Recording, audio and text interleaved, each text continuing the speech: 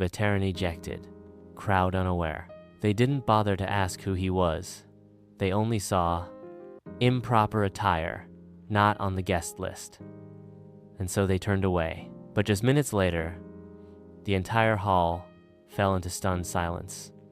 A 4-star general walked in. He didn't greet the MC, didn't shake hands. She walked straight toward the man who had just been dismissed. And what happened next became one of the most powerful veteran stories you'll ever hear. This isn't just a video. This is justice for veterans wear. Veteran stories are never forgotten, and you're about to understand why. His name is Walter Bennett, 75 years old, a name nearly forgotten. But once, that name was etched onto helmets, into mission journals, and on memorial plaques. He once served as a master sergeant in the Korean front, survived freezing battlegrounds where gunfire never ceased. Today, he came to the museum with an honorary invitation signed by the curator himself. He wore an old leather coat frayed at the shoulders, smelling faintly of damp earth and gunpowder. To him, it wasn't just a coat, it was memory, proof of where he'd been. But no one saw that, and the first man to stop him was someone named Derek. "I'm sorry, sir. Today's event requires formal dress. I don't see your name on the list." Derek Kolmana, young coordinator, didn't even look up as he spoke. Mr. Walt held out his invitation, thick paper, embossed with the museum seal. Derek gave it a quick glance, then shook his head. "This is a high-level event. Not everyone is allowed in," he said, enunciating every word. People around began to notice. Some smirked. Others shook their heads. Walt said nothing. He simply bowed his head, slightly accustomed to those looks. But beneath that silence was something Derek could never have imagined. Mr. Walt stepped back. No resistance, no explanation. He retreated to a corner of the large hallway, where the yellow light cast shadows on his worn, weary face.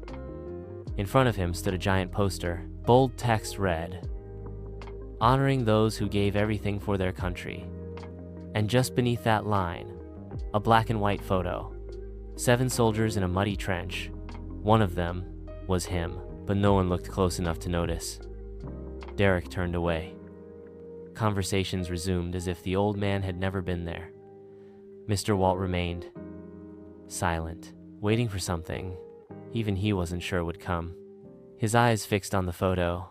Bravo Squad, 1,952. Young faces, faint smiles under mud-streaked helmets. 6 of them never made it home. Only he survived, carrying a promise. "I'll remember you, always." In his coat pocket, a rusted dog tag. A crumpled letter from his best friend who died, shielding him during a midnight barrage. He didn't come here for applause, not for the word hero. He only came to remember, to be with them once more even, if only in memory. From the distant reception desk, Emily Parkera, final year history intern, noticed the old man standing alone. She stepped out and walked over, his face dim in the amber light. His hand gripped the envelope tightly, as if afraid someone might take it. "Is there anything I can help with, sir?" she asked gently. Walt looked up and handed her the letter. She read, then froze. "Walter Bennett, guest of honor, invited by Dr. Dalton himself." She remembered that name. It had come up in their internal meetings. A pause. Then her eyes lit up. But just then, a familiar voice barked from behind. "Emily, what are you doing?" Derek stepped in, his voice cold and firm. "Emily, get back to the desk." "I've already handled this guest." Emily hesitated, still holding the letter. "But Derek, this has Dr. Dalton's signature. He's a guest of honor." "I said he's not on the list," Derek snapped, louder now. People turned to look. Mr. Walt said nothing, just nodded and reached out his hand to retrieve the envelope. Derek pointed toward the door. "If you don't leave, I'll call security. This is a formal event, not for just anyone to walk into." And so Walt turned to leave, but no one knew. Within minutes, the entire hall would fall silent.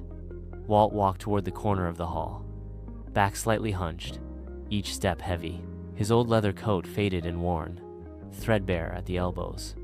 One pocket still bore a ripped patch where shrapnel once tore through. He stood beside a bronze statue of a battlefield soldier like a forgotten shadow. Guests in tuxedos and gowns strolled past, champagne flutes glittering.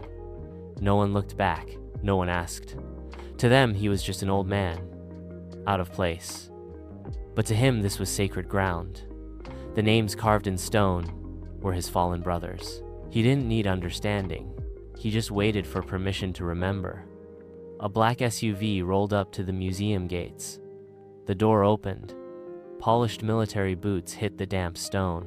Out stepped General Richard, Rick Dalton's honored guest of the night. His ceremonial uniform gleamed. Rows of medals adorned his chest. Cameras turned toward him. Applause erupted. But Rick didn't pause. No handshakes, no red carpet smile.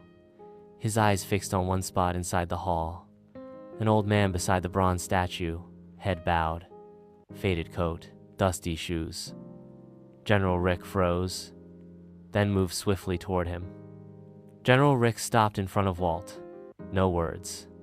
He stood at attention, boots clicking softly on stone. Then, he raised his hand in a formal military salute, a crisp, dignified gesture from a four-star general to a silent old man standing alone. The room fell still. Rick spoke. Master Sergeant Walter Bennett, it's the greatest honor of my life to see you again. Derek froze. Emily gasped. Every eye in the hall turned toward the two men, one in polished metals, one in a worn coat. But only one received the highest gesture a soldier can give. The entire hall fell silent. The ceremonial music stopped. Champagne glasses paused mid-air. All eyes were fixed on one scene no one expected to see. The most decorated general in the country, saluting the man who'd just been thrown out moments earlier. Derek stood frozen, his outstretched hand now trembling and slowly dropping. Emily, the young intern, was on the verge of tears. And Walt didn't lift his head, didn't show pride.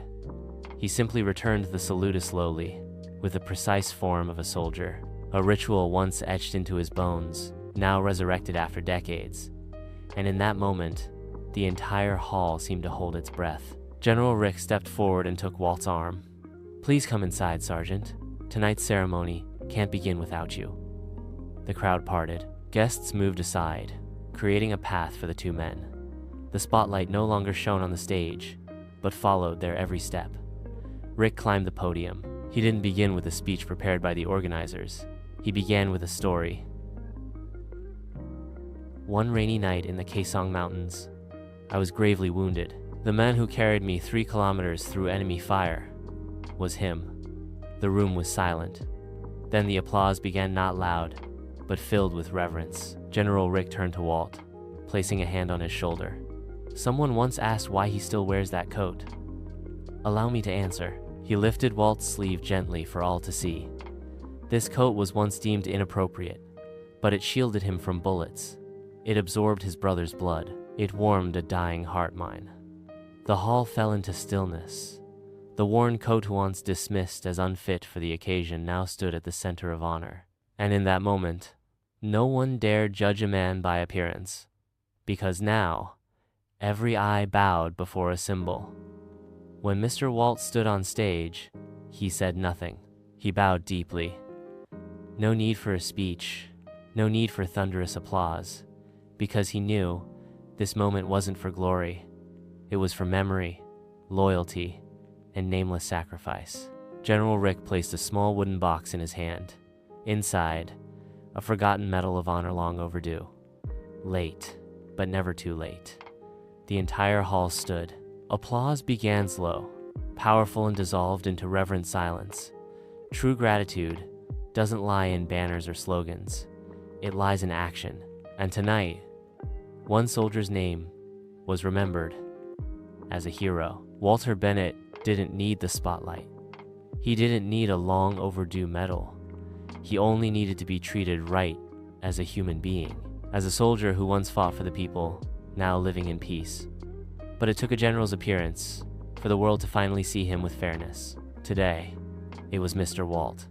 Tomorrow, it could be thousands more forgotten, dismissed, disrespected. Justice for veterans is not just a name.